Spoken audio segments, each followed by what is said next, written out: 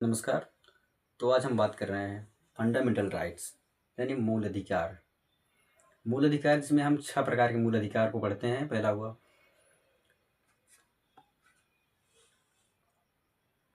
Right to equality, right to freedom, right to against exploration, right to religious freedom, cultural and educational rights and right to constitutional remedies.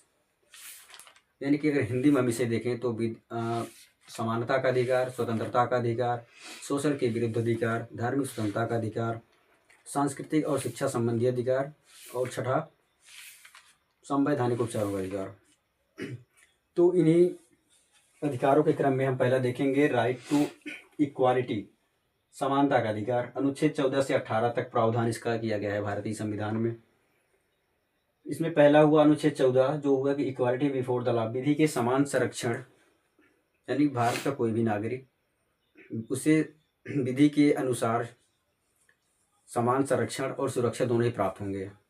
अनुच्छेद 15 की बात अगर करें हम तो equality in public place, मतलब कि सार्वजनिक स्थलों पर अवसर की समानता। सार्वजनिक स्थल जो भी होंगे वहाँ पर किसी भी व्यक्ति का प्रवेश निषेध नहीं किया जाएगा, यानी कि वहाँ पे सभी प्रकार के व्यक्ति सब जा सकते हैं, कोई भी व्यक्ति कहाँ भी कहीं भी।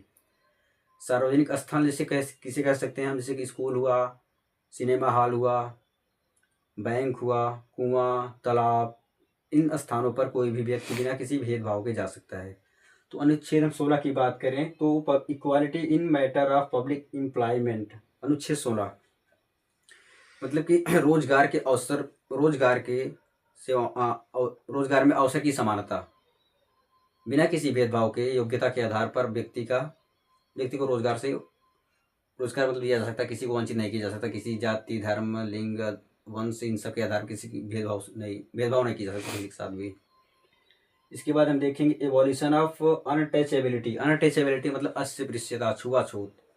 अनुच्छेद 17 ये कहता है कि किसी के साथ जाति, धर्म, लिंग, वंश और ये समुदाय, मतलब इन सब में किसी के आधार पर किसी के साथ कोई भेदभाव नहीं किया जाएगा, और अगर ऐसा करता कोई पाएगा तो उसे कानूनी रूप से दंड भी दिया जा सकता है। और ये एक लास्ट हुआ एवोल्यूशन ऑफ टाइटल्स, मतलब उपाधियों का अंत। उपाधियों का अंत मतलब ये है कि कोई भी व्यक्ति विदेशी राज्यों से किसी प्रकार की कोई उपाधि, कोई सम्मान या कोई पुरस्कार बिना भारत सरकार की मर्जी के नहीं ले सकता या धारण नहीं कर सकता। तो आज तो हम यहीं तक समाप्त करते हैं, फिर मिलेंगे अगले वीडियो में।